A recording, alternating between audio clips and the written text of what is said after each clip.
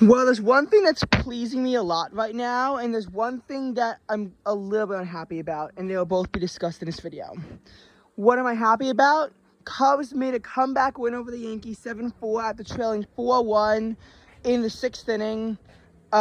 Cubs have won their final game before the All-Star break, and it was against the Yankees too. Gotta say, Yankees, not my least favorite team, but my least favorite fan base. So, again, really excited to see the Cubs win second ever game in the Bronx. It was fun watching. But what's bothering me slightly is this vacation, because things really did not turn out the way I wanted them to, or the way I had hoped. First of all, the flight. I kept telling my parents we'd have to get an 8 a.m. flight, and turns out we did have to get an 8 a.m. flight, actually, because the 11 a.m. flight was $600 more expensive. Also, it's raining, so I don't even know why I'm outside, but I have a sweatshirt, so it's fine. Now, the way it works is that what makes this even worse, that's right after camp. The last day of camp, I'm probably going to be going to bed at 9 p.m. I like to stay up, but I really can't, because this 8 a.m. flight is going to involve a wake up that is at the latest 4:45 in the morning.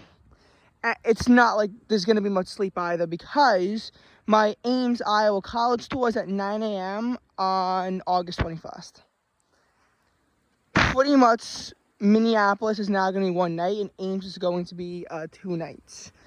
So Minneapolis is going to be the shortest thing. So we should be landing at about 10:15 in the morning, which really should give us the whole day to spend in Minneapolis. We want to go to the American Dream Mall. We're going to have a meal in River Falls, Wisconsin. We don't know if it's going to be Saturday or Sunday. Twins game. It's going to be Saturday night at 7:10. It's probably going to end at 10:10. It's 11:10 Eastern. I'm probably going to be up for about 20 hours if you're keeping score. Maybe a little bit less, but realistically, I'm going to be up for 20 hours the day after camp, aka the day that I want to be up for like 13 hours. I'm not joking when I tell you that the day that Teen Travels ended, we got back home in New York. Local time, it was like 1:30 a.m. California time, it was still 10:30 p.m. So I went to bed at 2 a.m. New York time, which is 11 p.m. California time. And I woke up at 10 a.m. New York time, which is 7 a.m. California time. And I was kind of already in bed by 10:15 p.m. that night. I was literally up for like 12 hours. So again, kind of would prefer to be up for only 12 hours after an exhausting summer, instead I'm going to be up for 20 hours. It's going to be a long day. Will there be a lot of sleep? I mean, probably not. There's probably going to be a 7 a.m. wake up, because we'll probably have breakfast in River Falls, Wisconsin. Maybe we'll have lunch there. But the thing is, the most important thing is we want to be leaving for Ames, Iowa around 4 o'clock. We want to get there by 7 p.m. so we can settle in. So this way, when we have a 9 a.m. tour, that's going to require about a 7 a.m. wake up, maybe a 7:30 wake up. But when we have this very early wake up, it's going to make it so that we can at least go to bed at a reasonable time. We're going to be in Ames the second night too. August 22nd is a big drive to Urbana, which realistically, I know we're going to do in Iowa the rest of the day, and the 22nd, I know what we're going to do when we're not driving. Probably just relax in a hotel, because we're going to need it. 23rd is drive to Purdue and doing stuff around there. 24th is Illinois. We don't know what else you think. We don't know. We haven't been able to book the tours yet. Then we drive to St. Louis, hang out there on the 25th, spend 2 nights there. Flight back is 1:30, and unlike the flight to Minneapolis, I actually do get good seats for that one. We don't get good seats for the flights to Minneapolis because my mom isn't getting us weight building lessons, because you have to be able to lift 60 pounds, which we both need weight training lessons for. Plus, I think it saved $100, but it's going to be miserably uncomfortable. It truly is going to be miserably uncomfortable, but the St. Louis flight should be a bit more comfortable, though, of course, that's the flight that's less time. We land at 5 p.m., but remember, time changes play a big role in all of this. And that'll be the end of our vacation. So, really, there's going to be a few early wake-ups. I actually have a bit of a history with early wake-ups on these kinds of trips that I'm going to briefly transcend into now. Like, realistically on this trip, the only thing that is going to truly stand out is, again, the 4:45 a.m. wake-up for the 8 a.m. flight. But that's not even going to be the earliest flight I've taken this year, because our band took a 6:30 a.m. flight to Orlando, landing at 9:30 a.m. because, again, we had to get bags, and this way we could be at the park by 11 o'clock in the morning. In order to do this, we had to be there early, and if this was my family taking a trip, I could probably get away with waking up at 3 o'clock in the morning. But as a school trip, they required us to be at the school at 2 so we could all gather before the flight. With that flight gathering being at 2 a.m., I had to be up at 1:30 in the morning. And that would be me being up for 23 hours, which was a record, because I couldn't go to bed until 1 a.m. And then I had to get up at 5 a.m. That was so annoying, because we had to be on the bus at 5:45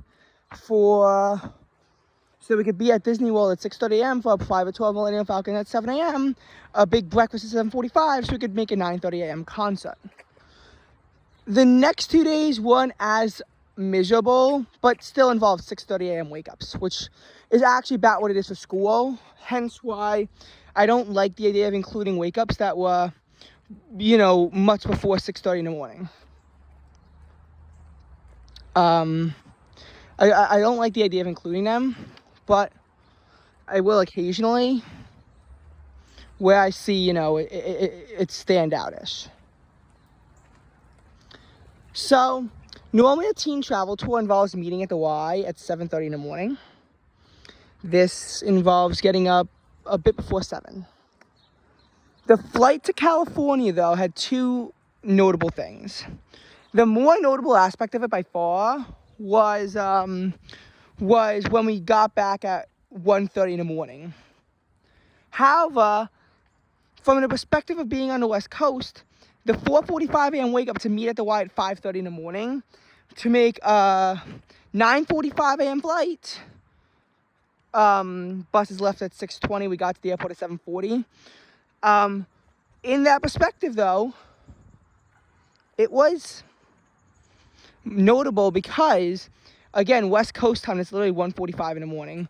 And we wouldn't go to bed until 11 o'clock that night. It was like 2 a.m. Eastern time. So, again, about 21 hours of being up consecutively. Grand Canyon, I think, was a 6:30 a.m. wake up. Pacific, of course. And the day we went to the Warner Brothers Studios on August 5th, so 3 days after the Grand Canyon, was a 6 a.m. wake up. It was a 6 a.m. wake up because we had to get a 9 a.m. tour, which involved everyone being on the buses by 7:30 in the morning. Believe me, it wasn't fun. Now, a lot of these wake-ups were like 6:30, 6:40, so they weren't miserably standout-ish. Hence why, again, I didn't include most of them. I just included the ones that kind of stood out to me. I think the reason why the 6:30 stood out to me was still on the grounds of how we were still trying to, I guess, adapt to the time change, because it was 9:30 a.m. Eastern time.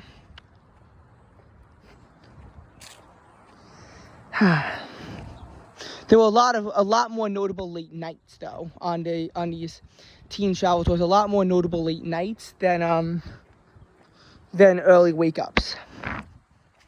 Not saying that early wake-ups could be totally eliminated, because they couldn't be, but a lot of the late nights were a lot more notable. Like on August 2nd of 2021, when we went to South Carolina for Myrtle Beach, we got up at 7:30 in the morning, which is a reasonable time, but we didn't get to the hotel until 12:30 a.m. which meant that we didn't get to sleep until 2:10 a.m. We got there so late because there was so many issues coming back from the Kennedy Space Center, that people who thought that they'd be in a new state on August 1st, who'd never been in South Carolina before, who need to set foot in it, they had to wait till August 2nd to do so, to say they were in a new state. And why was it so miserable? Well, there was poor planning involved. Our tour for the Kennedy Space Center ended 40 minutes later than expected. The AC broke down.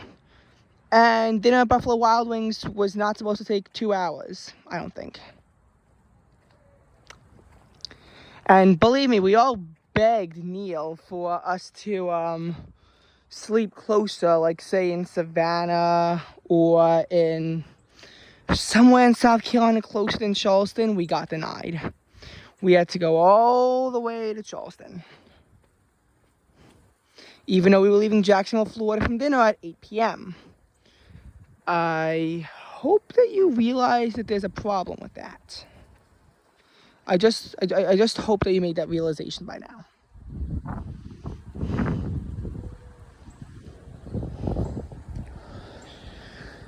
Now, of course, it wasn't these team travel tours that were the only reason why we had to get up insanely early in the morning.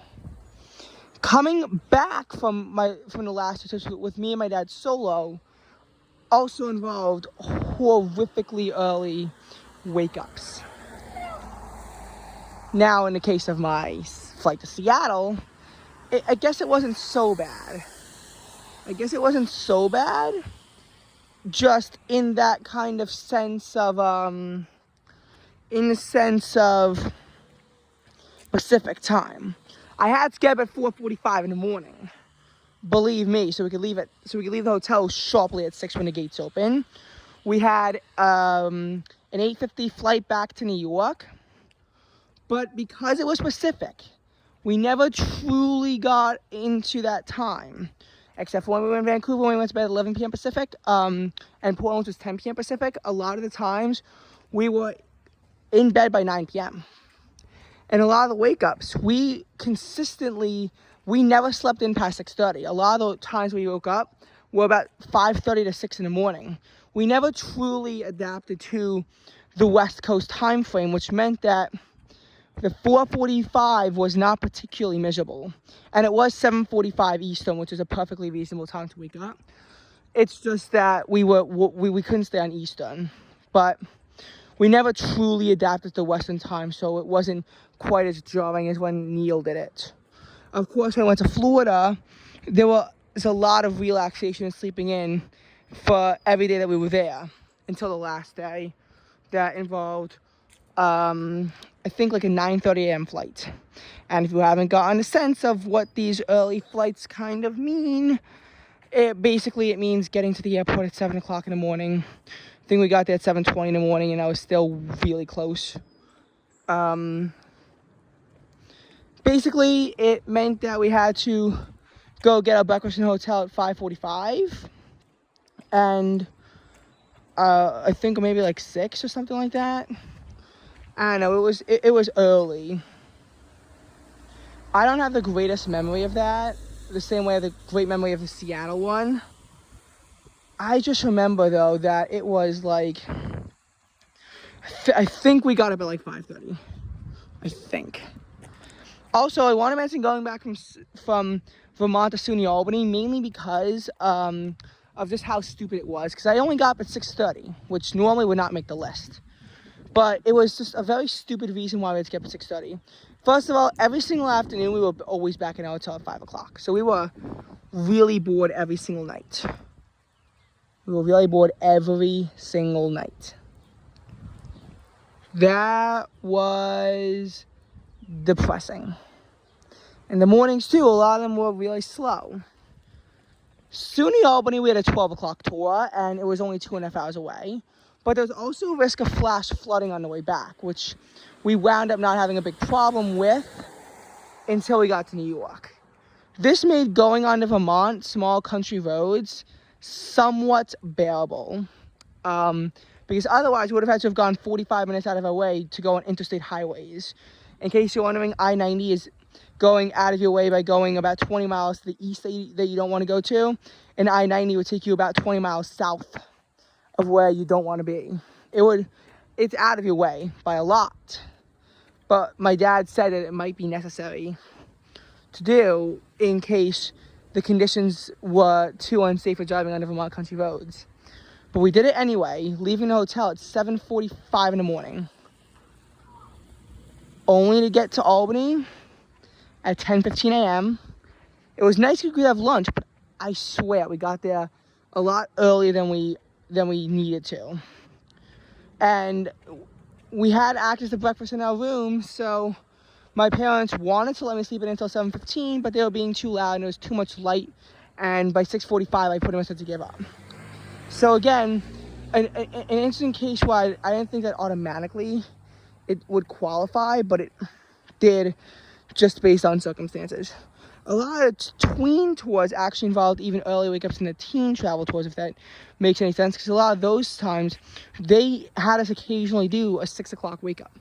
And sometimes there just was a 5 a.m. wake-up mixed in there. It was really early. But, again, this vacation is not exactly a comfortable one. It's one where a lot of stuff is still unplanned and hanging in the mix. It's official now. But this is not exactly the vacation that I really wanted, but it really is necessary in order to see these 3 colleges, and we're cutting one out anyway.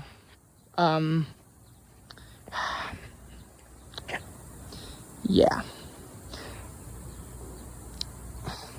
Oh, by the way, just one note on the rain.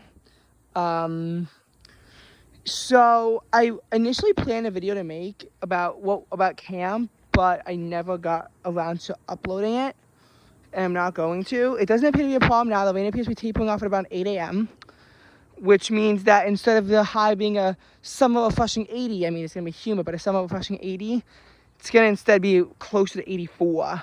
It might feel like 88 degrees. It probably will, actually, because it will have a humid feel to it. And when the humidity does begin to clear, as temperatures fall to the mid-60s, the high is just going to rise right back up to 90 degrees. And I'm not joking when I say that. That could be the coolest low of the month, only for it to be wasted on a really stupidly high temperature. It'll mean that the warmest part of camp is literally at the end of the day. It'll be directly sunny, so there's not going to be any good relief options, because you can't have clouds really in the mix. Maybe it'll be tempered somewhat. I hope it is. This kind of a temperature gap does just seem really strange to me, as to how the temperature could really jump from the mid-60s up to 90 degrees. There will be humidity, because the dew point is going to be practically with the low temperature, as it will be a foggy morning too. I don't know what's going to happen with camp on Monday. I know it's going to be raining in the morning. I'll just probably have to bring a sweatshirt, because it'll probably be cool, and then more than likely not just take it off when it gets hotter. But I was also wearing pants today, and despite the 81 degree heat index, with all this rain, it's not that uncomfortable. But I also only put the sweatshirt on when it starts to rain, so it's not that unbearable. This is probably going to be one of our cooler days of July. And, again, this I hope it's not July 2020 what sets records for hottest July minimum temperature and whatnot. It might. It's a possibility. I don't see when there's going to really be relief, because this is our big cold front slicing through. I think we're going to get a lot of rain, but I don't think we're going to get as much rain as initially thought. I think it's going to temper out earlier, but I really don't know how the system is going to play out. So